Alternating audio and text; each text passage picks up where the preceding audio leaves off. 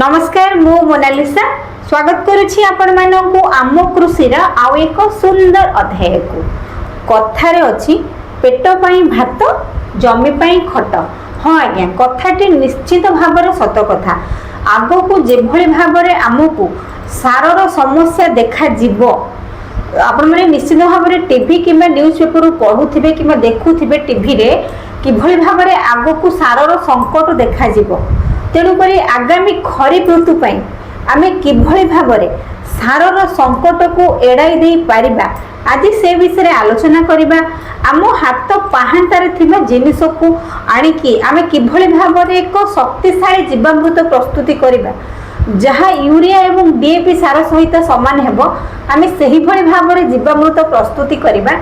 आजिर video रे से विषय आलोचना करिबा। भिडियोटी आपण मानक पई खूब गुरुत्वपूर्ण।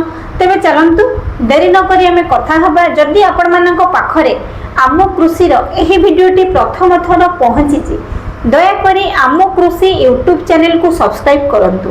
तेबे चलंतु देरी न करी आमे आलोचना करिबा किभली भाबरे आमे आम हाथ पाहांतारे थिबा जिनिस को आनिकी आमे शक्तिशाली जीवामृत प्रस्तुति करिबा। आगामी सारर जो अभाव बिक्री देखा जिवो किंबा सारर संकट देखा जिवो आमे किभली भाबरे सही समस्यार समाधान करि परिबा आजिर भिडियो रे से विषय आलोचना करिबा। चाष पई जमी रे आज्ञा गोबर खतर अधिक मात्रा रे आवश्यक पड़ी थाए। गोबर खतरे आपण नाइट्रोजन पोटास फॉस्फोरस एवं अनुसार हिसाब से देखा गले आपण जिंक बोरन कैल्शियम मैग्नीशियम आदि विभिन्न प्रकार अनुसार सठिक समय गछ सठिक भाव में ग्रहण करें।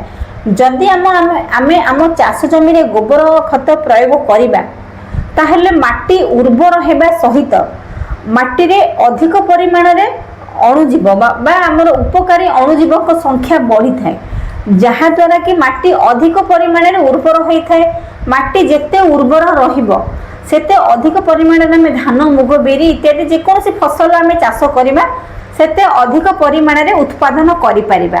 तेबे आगामी सार संकट को आखि आगर रखी आगामी खरीफ ऋतु को आखि आगर रखी आपण किभली भाबरे 10 केजी गोबर रु किभली भाबरे 10 गुणा शक्तिशाली जीवामृत प्रस्तुति करि परिबे एवं धान रे सेटा प्रयोग करि परिबे से विषय आज आलोचना करिबा। एबेका समय रे रासायनिक सारर आमे एते बहुल मात्रा रे व्यवहार करूछे जे माटीर उर्वरता धीरे धीरे कमी गलानी। तेणुक आमको रासायनिक सारर एते परिमाण रे व्यवहार करिबा कथा नुहे। तेबे चलतु गोटे एकर जमी पई आमे किभली भाबरे 10 केजी सज गोबर रु एक शक्तिशाली जीवामृत प्रस्तुत करिबा से विषय जानिबा।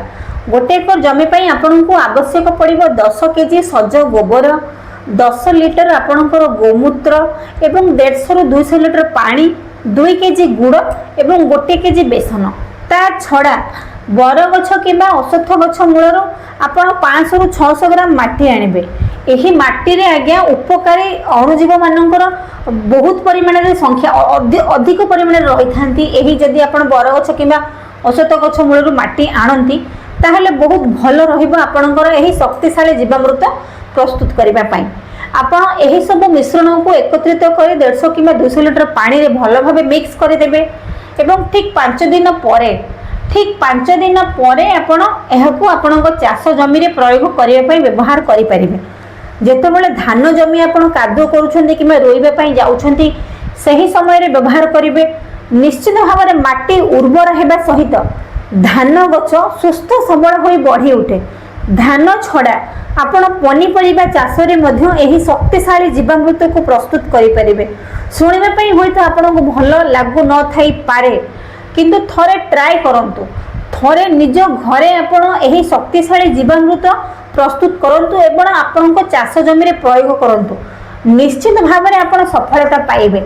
आगो को देखा जाउथबा सारर समस्यार समाधान पई आपण निजे एक बाट खोजंतु। निजे शक्तिशाली जीवामृत प्रस्तुत करंतु। निश्चित भाव रे आपण आपनको चाष कार्य रे सफलता पाइबे एहा मोर ग्यारंटी। आपण शक्तिशाली जीवामृत प्रस्तुत करंतु। हाथ पाहांतारे थिबा जिनिस को आनी आपण घरे प्रस्तुत करि परिबे शक्तिशाली जीवामृत। आगा को खरीफ सीजन आसुछि आज्ञा रासायनिक सारर व्यवहार एते अधिक परिमाण रे करंतु नाही। निजे घरे किभଳି भाबरे आमे जीवामृत प्रस्तुत करिबा बा हांडी औषध प्रस्तुत करिबा से विषय रे आपण जानंतु एवं निजे प्रस्तुत करंतु। निश्चित भाबरे आपण आपणक चाष जमी रे व्यवहार करिवे। धान छड़ा आपण पनीपरिबा रे मध्य व्यवहार करि परिबे। अधिका उत्पादन पाइबा सहित आपणकर चाष जमी रोग मुक्त मध्य हेबो। माटी उर्वर मध्य रहिबो। छोट भिडियोटी हेले मध्य आपण मानक काम रे आसीबो। आशा करूछि आपण माने एही भिडियोटी को प्रथम रु शेष पर्यंत देखिबे। जदि आपण को एही भिडियोटी भल लागि थाए आम कृषि यूट्यूब चैनल को सब्सक्राइब करिवे। रहिली नमस्कार। मो मोनालिसा। देखा हबो आपण मानक सहित आम कृषि रो आउ एक सुंदर अध्याय रे।